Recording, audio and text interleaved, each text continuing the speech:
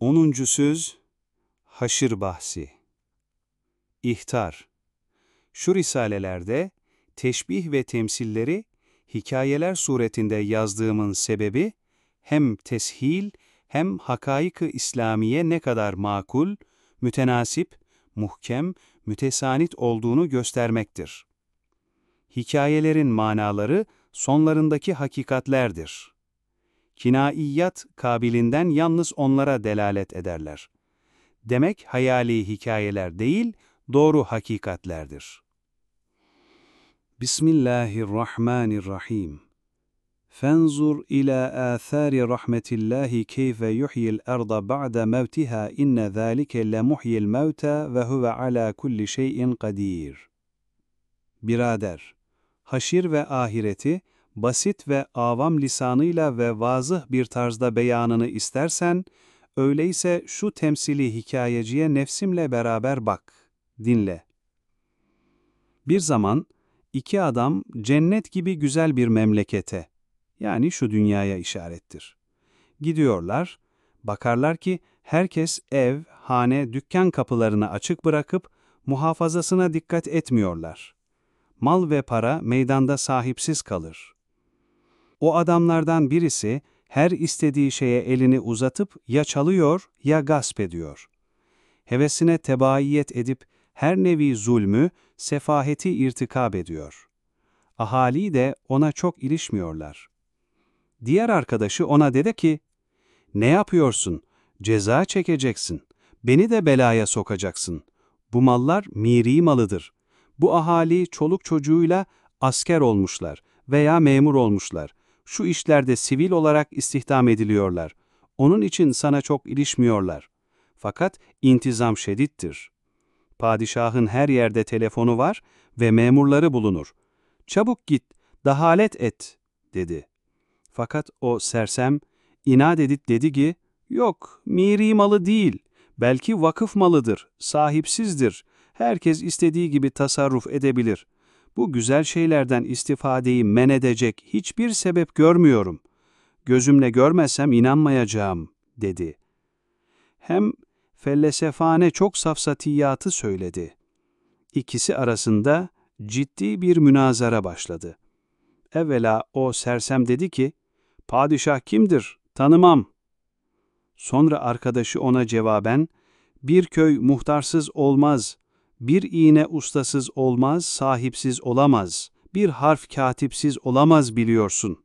Nasıl oluyor ki nihayet derecede muntazam şu memleket hakimsiz olur? Ve bu kadar çok servet ki her saatte bir şimendifer gayipten gelir gibi kıymetdar musanna mallarla dolu gelir, burada dökülüyor gidiyor. Nasıl sahipsiz olur? Ve her yerde görünen ilannameler ve beyannameler ve her mal üstünde görünen turra ve sikkeler, damgalar ve her köşesinde sallanan bayraklar nasıl maliksi olabilir? Sen anlaşılıyor ki bir parça frengi okumuşsun. Bu İslam yazılarını okuyamıyorsun. Hem de bilenden sormuyorsun. İşte gel, en büyük fermanı sana okuyacağım." O sersem döndü dedi, "Haydi, padişah var. Fakat benim cüzi istifadem ona ne zarar verebilir? Hazinesinden ne noksan eder? Hem burada hapis mapis yoktur. Ceza görünmüyor." Arkadaşı ona cevaben dedi, "Yahu, şu görünen memleket bir manevra meydanıdır. Hem sanayi garibe-i sultaniyenin meşheridir. Hem muvakkat temelsiz misafirhaneleridir. Görmüyor musun ki her gün bir kafile gelir, biri gider kaybolur. Daima dolar, boşanır. Bir zaman sonra şu memleket tebdil edilecek. Bu ahali başka ve daimi bir memlekete nakledilecek. Orada herkes hizmetine mukabil ya ceza ya mükafat görecek," dedi. Yine o hain sersem temerrüt edip, "İnanmam. Hiç mümkün müdür ki bu memleket harap edilsin, başka bir memlekete göç etsin," dedi. Bunun üzerine emin arkadaşı dedi, "Madem bu derece inat ve temerrüt edersin, gel, had ve hesabı olmayan delail içinde 12 suret ile sana göstereceğim ki, bir mahkeme-i kübra var, bir dar-ı mükafat ve ihsan ve bir dar-ı mücazat ve zindan var ve bu memleket her gün bir derece boşandığı gibi, bir gün gelir ki, bütün boşanıp harap edilecek." 1. Suret. Hiç mümkün müdür ki bir saltanat, bahusus böyle muhteşem bir saltanat, hüsnü hizmet eden mutilere mükafatı ve isyan edenlere mücazatı bulunmasın? Burada yok hükmündedir. Demek başka yerde bir mahkeme-i kübra vardır. İkinci suret. Bu gidişata, icraata bak. Nasıl en fakir en zayıftan tut, ta herkese mükemmel mükellef erzak veriliyor. Kimsesiz hastalara çok güzel bakılıyor. Hem gayet kıymetdar ve şahane taamlar, kaplar, murassa nişanlar, müzeyyen elbiseler, muhteşem ziyafetler vardır. Bak, senin gibi sersemlerden başka herkes vazifesine gayet dikkat eder. Kimse zerrece haddinden tecavüz etmez. En büyük şahıs, en büyük bir itaatle mütevaziyane bir havf ve heybet altında hizmet eder. Demek, şu saltanat sahibinin pek büyük bir keremi, pek geniş bir merhameti var. Hem pek büyük izzeti, pek celalli bir haysiyeti namusu vardır. Halbuki kerem ise inam etmek ister. Merhamet ise ihsansız olamaz. İzzet ise gayret ister. Haysiyet ve namus ise edepsizlerin teedibini ister. Halbuki şu memlekette o merhamet, o namusa layık binden biri yapılmıyor. Zalim izzetinde, mazlum zilletinde kalıp buradan göçüp gidiyorlar. Demek bir mahkeme-i kübraya bırakılıyor. Üçüncü suret. Bak, ne kadar âli bir hikmet, bir intizamla işler dönüyor. Hem ne kadar hakiki bir adalet, bir mizanla muameleler görülüyor. Halbuki hikmeti hükümet ise, saltanatın cenahı himayesine iltica eden mültecilerin taltifini ister. Adalet ise, riayetin hukukunun muhafazasını ister. Ta hükümetin haysiyeti, saltanatın haşmeti muhafaza edilsin. Halbuki şu yerlerde o hikmete, o adalete layık binden biri icra edilmiyor. Senin gibi sersemler, çoğu ceza görmeden buradan göçüp gidiyorlar. Demek, bir mahkeme-i kübraya bırakılıyor. Dördüncü suret. Bak, had ve hesaba gelmeyen şu sergilerde olan misilsiz mücevherat, şu sofralarda olan emsalsiz mat'umat gösteriyor der ki, bu yerlerin padişahının hadsiz bir sehaveti, hesapsız dolu hazineleri vardır. Halbuki böyle bir sehavet ve tükenmez hazineler, daimi ve istenilen her şey içinde bulunur bir dar-ı ziyafet ister. Hem ister ki, o ziyafetten telezzüz edenler orada devam etsinler. Ta zeval ve firak ile elem çekmesinler. Çünkü zevali elem lezzet olduğu gibi, zevali lezzet dahi elemdir.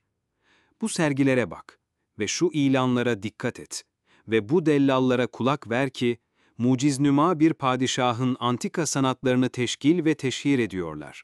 Kemalatını gösteriyorlar. Misilsiz cemali manevisini beyan ediyorlar. Hüsnü mahfisinin letaifinden bahsediyorlar. Demek onun pek mühim hayret verici kemalat ve cemali manevisi vardır. Gizli kusursuz kemal ise takdir edici, istihsan edici, maşallah deyip müşahede edicilerin başlarında teşhir ister. Mahfi nazirsiz cemal ise görünmek ve görmek ister. Yani kendi cemalini iki vecihle görmek, biri muhtelif aynelerde bizzat müşahede etmek, diğeri müştak seyirci ve mütehayyir istihsan edicilerin müşahedesiyle müşahede etmek ister. Hem görmek, hem görünmek, hem daimi müşahede, hem ebedi işhat ister. Hem o daimi cemal, müştak seyirci ve istihsan edicilerin devamı vücutlarını ister. Çünkü daimi bir cemal, zail müştaka razı olamaz. Zira dönmemek üzere zevale mahkum olan bir seyirci, zevalin tasavvuruyla muhabbeti adavete döner. Hayret ve hürmeti tahkire meyleder. Çünkü insan bilmediği ve yetişmediği şeye düşmandır. Halbuki şu misafirhanelerden herkes çabuk gidip kayboluyor. O kemal ve o cemalin bir ışığını, belki zayıf bir gölgesini bir anda bakıp doymadan gidiyor. Demek bir seyrangâh-ı daimiye gidiliyor. Dördüncü suret.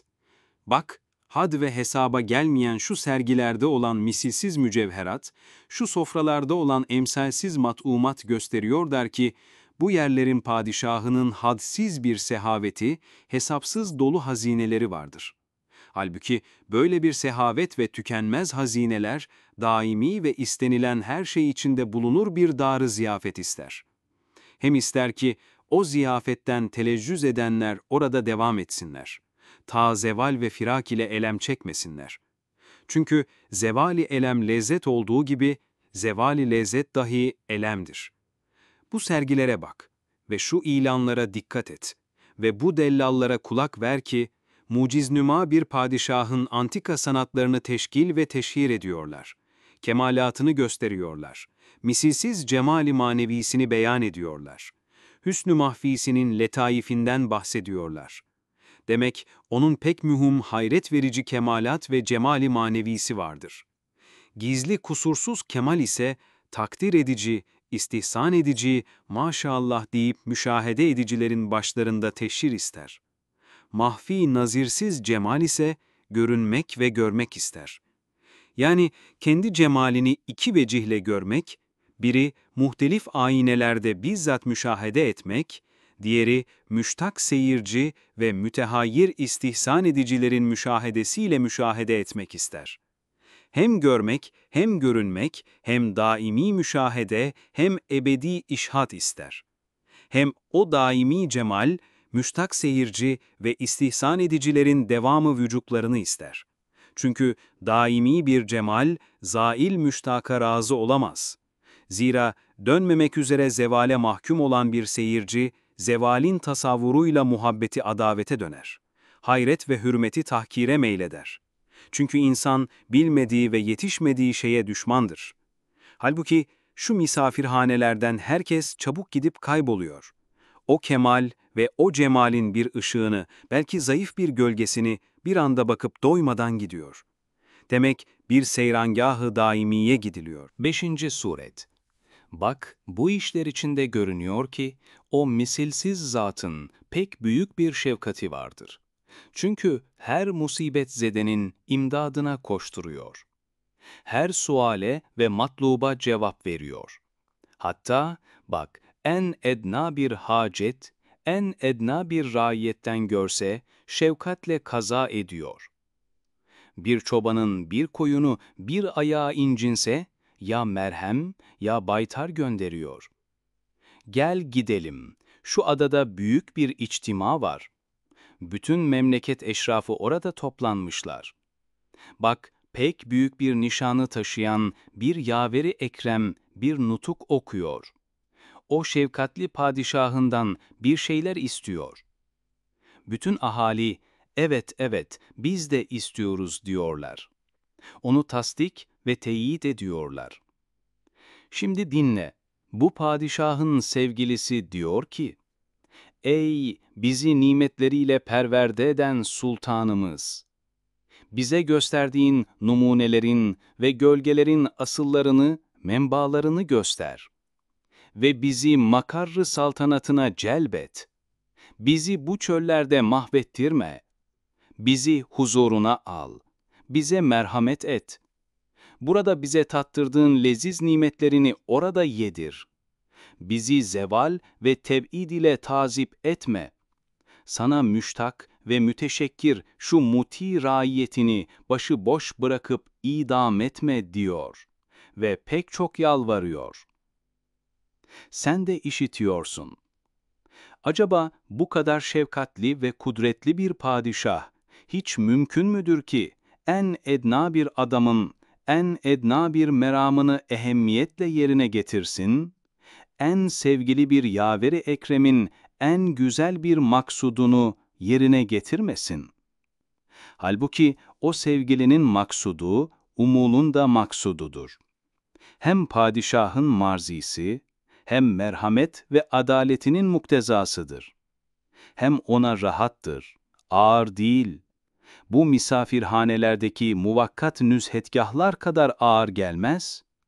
Madem numunelerini göstermek için 5-6 gün seyrangahlara bu kadar masraf ediyor, bu memleketi kurdu, elbette hakiki hazinelerini, kemalatını, hünerlerini makarr-ı saltanatında öyle bir tarzda gösterecek, öyle seyrangahlar açacak ki akılları hayrette bırakacak.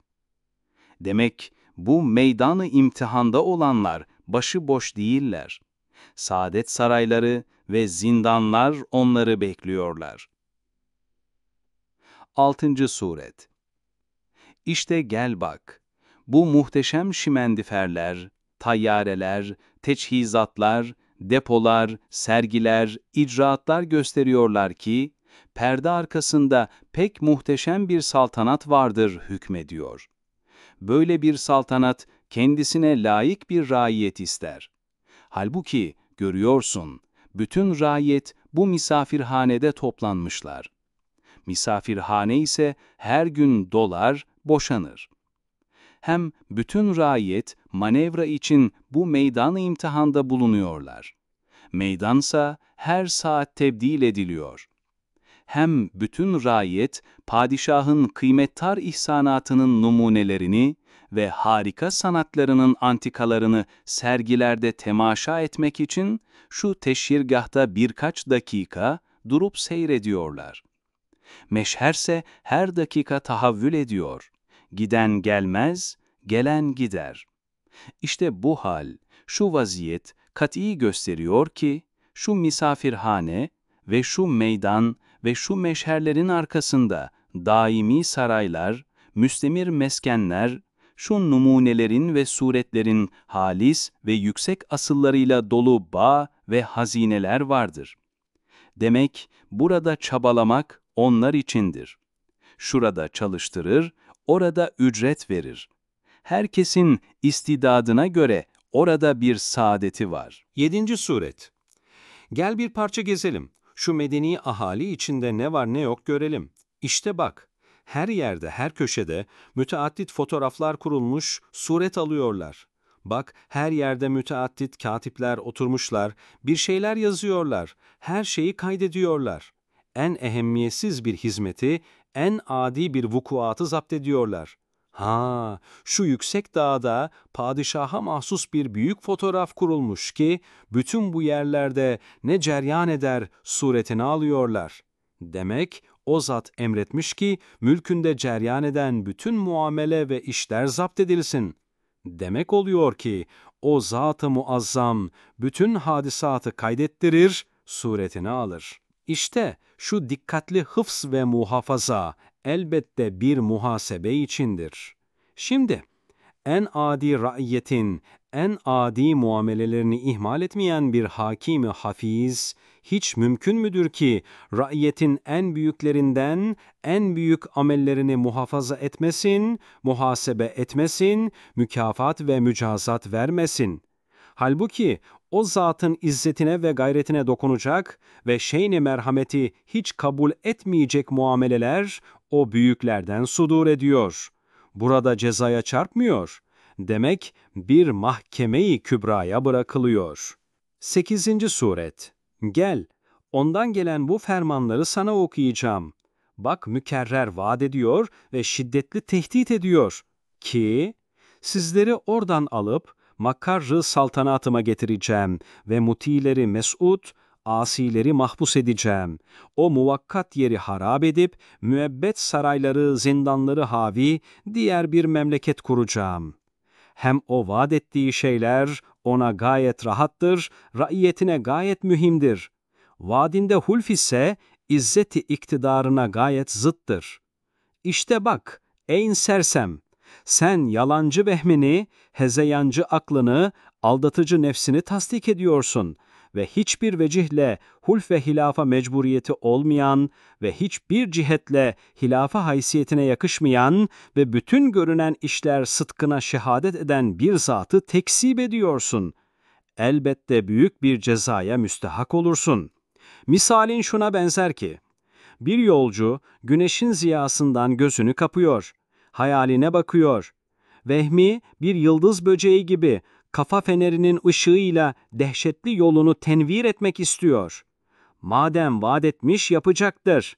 Halbuki ifası ona çok rahat ve bize ve her şeye ve ona ve saltanatına pek çok lazımdır. Demek bir mahkeme-i kübra, bir saadeti uzma vardır. 9. Suret. Şimdi gel bu dairelerin ve cemaatlerin bazı rüesalarına ki, her biri bizzat padişahla görüşecek hususi birer telefonu var. Hem bazı onun huzuruna çıkmışlar. Ne diyorlar bak, Bunlar ittifakla ihbar ediyorlar ki, o zat, mükafat ve mücazat için pek muhteşem ve dehşetli bir yer ihsar etmiş, gayet kavi vaat ve şiddetli tehdit ediyor. Hem onun izzet ve celaleti, hiçbir vecihle hulfül vaade tenezzül edip tezellülü kabul etmez. Halbuki o muhbirler hem tevatür derecesinde çok, hem icma kuvvetinde bir ittifakla haber veriyorlar ki, şu bazı asarı görünen saltanatı azimenin medarı ve makarrı, buradan uzak bir başka memlekettedir ve şu meydan-ı imtihanda binalar muakkattırlar, sonra daimi saraylara tebdil edilecek, bu yerler değişecekler. Çünkü eserleriyle azameti anlaşılan şu muhteşem, zevalsiz saltanat, böyle geçici, devamsız, bikarar, ehemmiyetsiz mütegayir, bekasız, nakıs tekemmülsüz umurlar üzerinde kurulmaz, durulmaz. Demek, ona layık, daimi, müstekar, zevalsiz, müstemir, mükemmel, muhteşem umurlar üzerinde duruyor. Demek bir diyarı aher var.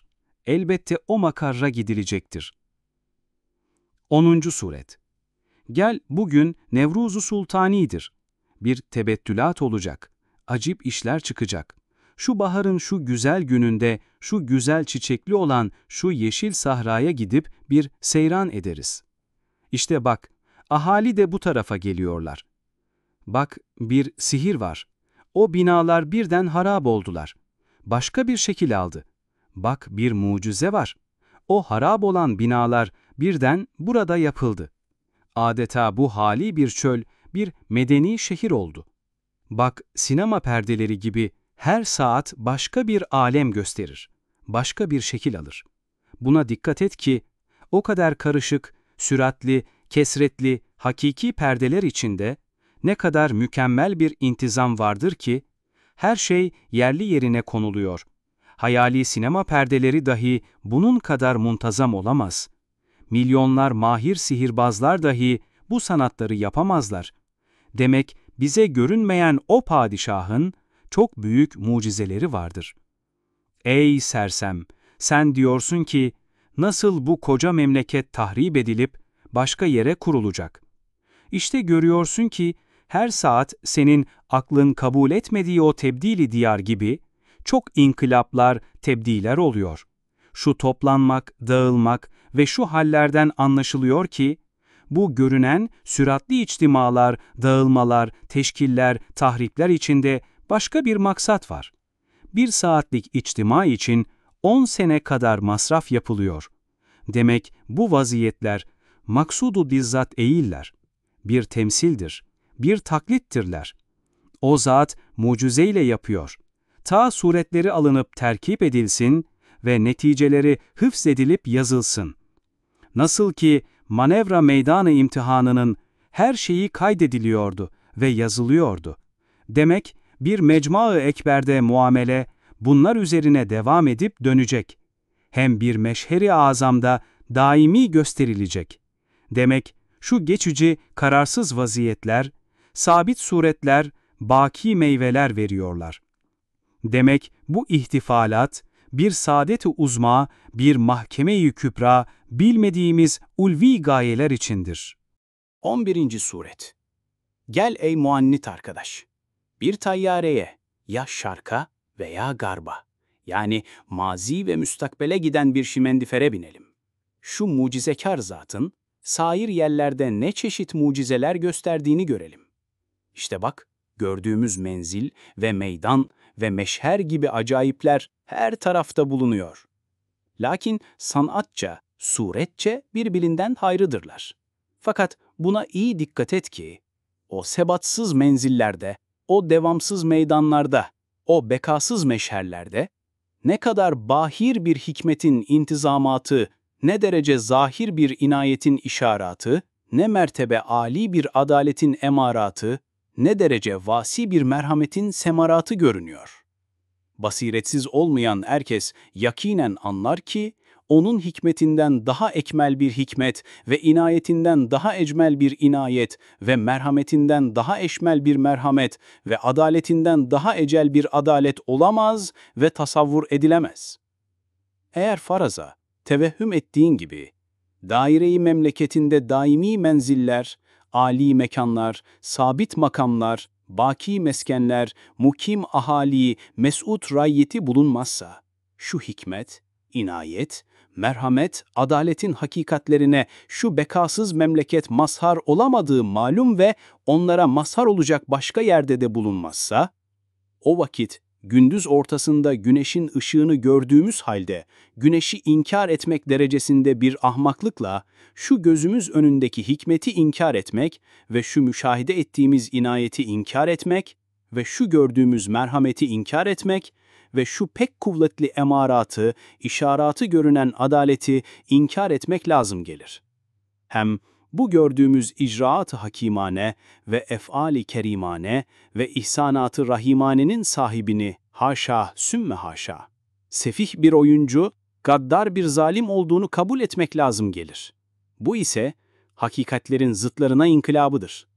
Halbuki inkılab-ı hakaik, bütün ehli aklın ittifakıyla muhaldir, mümkün değildir. Yalnız her şeyin vücudunu inkar eden sofestayı eblehler hariçtir.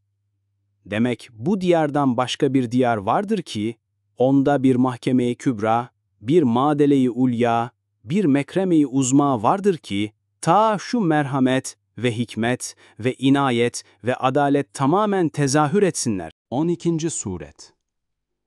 Gel, şimdi döneceğiz. Şu cemaatlerin reisleriyle ve zabitleriyle görüşeceğiz ve tecihizatlarına bakacağız ki, o tecihizat, yalnız o meydandaki kısa bir müddet içinde geçinmek için mi verilmiştir? Yahut başka yerde uzun bir saalet hayatı tahsil etmek için mi verilmiştir? Görelim. Herkese ve her tecihizata bakamayız. Fakat numune için şu zabitin cüzdan ve defterine bakacağız. Bu cüzdanda zabitin rütbesi, maaşı, vazifesi, matlubatı, düsturu harekatı vardır. Bak, bu rütbe birkaç günlük için değil, pek uzun bir zaman için verilebilir.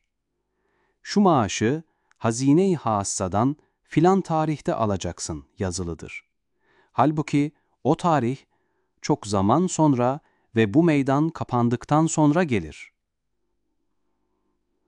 Şu vazife ise şu muvakkat meydana göre değil, belki padişahın kurbünde daimi bir saadeti kazanmak için verilmiştir. Şu matlubat ise birkaç günlük bu misafirhanede geçinmek için olamaz, belki uzun ve mes'udane bir hayat için olabilir. Şu düstur ise bütün açığa verir ki, cüzdan sahibi başka yere namzettir, başka aleme çalışır. Bak, şu defterlerde aletler teçhizatının sureti istimali ve mes'uliyetler vardır. Halbuki eğer yalnız bu meydandan başka âli, daimi bir yer bulunmazsa, şu muhkem defter, o kat'i cüzdan, bütün manasız olur. Hem şu muhterem zabit ve mükerrem kumandan ve muazzez reis, bütün ahaliden aşağı, herkesten daha bedbaht, daha biçare, daha zelil, daha musibetli, daha fakir, daha zayıf bir derekeye düşer. İşte buna kıyas et. Hangi şeye dikkat etsen, şehadet eder ki, bu faniden sonra bir baki var. Ey arkadaş! Demek, bu muvakkat memleket bir tarla hükmündedir. Bir talimgahtır, bir pazardır. Elbette arkasında bir mahkeme-i kübra, bir saadet-i uzma gelecektir. Eğer bunu inkar etsen, bütün zabitlerdeki cüzdanları, defterleri, tecihizatları, düsturları, belki bu memleketteki bütün intizamatı, Hatta hükümeti inkar etmeye mecbur olursun. Ve bütün vaki olan icraatın vücudunu tekzip etmek lazım gelir. O vakit sana insan ve zişuur denilmez. Sofistailerden daha akılsız olursun. Sakın zannetme, tebdili memleket delilleri bu 12 surete münhasırdır. Belki had ve hesaba gelmez emareler, deliller var ki, şu kararsız, mütegayir memleket, zevalsiz, müsteker bir memlekete tahvil edilecektir. Hem had ve hesaba gelmez işaretler, alametler var ki, bu ahali, şu muvakkat misafirhanelerden alınacak, saltanatın makarrı daimisine gönderilecektir. Bilhassa, gel, sana 12 suret kuvvetinden daha kuvvetli bir bürhan daha göstereceğim. İşte gel bak, şu uzaktaki görünen cemaat-i azime içinde, evvel adada gördüğümüz büyük nişan sahibi Yaver-i Ekrem bir tebligatta bulunuyor. Gidelim, dinleyelim. Bak o parlak Yaver-i Ekrem, bak o yüksekte talik edilmiş ferman-ı azamı ahaliye bildiriyor ve diyor ki, hazırlanınız, başka daimi bir memlekete gideceksiniz. Öyle bir memleket ki, bu memleket ona nispeten bir zindan hükmündedir. Padişahımızın makarrı saltanatına gidip, merhametine, ihsanlarına mazhar olacaksınız, eğer güzelce bu fermanı dinleyip itaat etseniz. Yoksa isyan edip dinlemezseniz, müthiş zindanlara atılacaksınız, gibi tebligatta bulunuyor. Sen de görüyorsun ki, o ferman-ı azamda öyle icazkar bir turra var ki, hiçbir vecih ne kabili taklit değil. Senin gibi sersemlerden başka herkes, o fermanın padişahın fermanı olduğunu kat'i bilir ve o parlak Yaver-i Ekrem'de öyle nişanlar var ki, senin gibi körlerden başka herkes, o zatı padişahın pek doğru tercüman-ı evamiri olduğunu yakinen anlar. Acaba o Yaver-i Ekrem, o fermanı azamla beraber bütün kuvvetiyle dava edip tebliğ ettikleri şu tebdil memleket meselesi hiç kabil midir ki itiraz kabul etsin? Evet, kabil değil. İlla ki bütün bu gördüğümüz her şeyi inkar edesin. Şimdi ey arkadaş, söz senindir. Söyle, ne diyorsan de. Ben ne diyeceğim? Daha buna karşı bir şey denebilir mi? Gündüz ortasında güneşe karşı söz söylenir mi? Yalnız derim ki, elhamdülillah, 100.000 defa şükür olsun ki, vehim ve heva tahakkümünden, nefs ve heves esaretinden kurtulup, daimi hapis ve zindandan halas oldum. Ve inandım ki, bu karma karışık, kararsız misafirhanelerden başka ve kurbu şahanede bir diyar-ı saadet vardır. Biz de ona namzediz. İşte, haşir ve ahiretten kinaye ve ibalet olan şu hikaye-i temsiliye burada tamam oldu. Şimdi tevfik-i ilahi ile hakikat-i ülyaya geçeceğiz. Geçmiş 12 surete mukabil 12 mütesanit hakikat ile bir mukaddime beyan edeceğiz.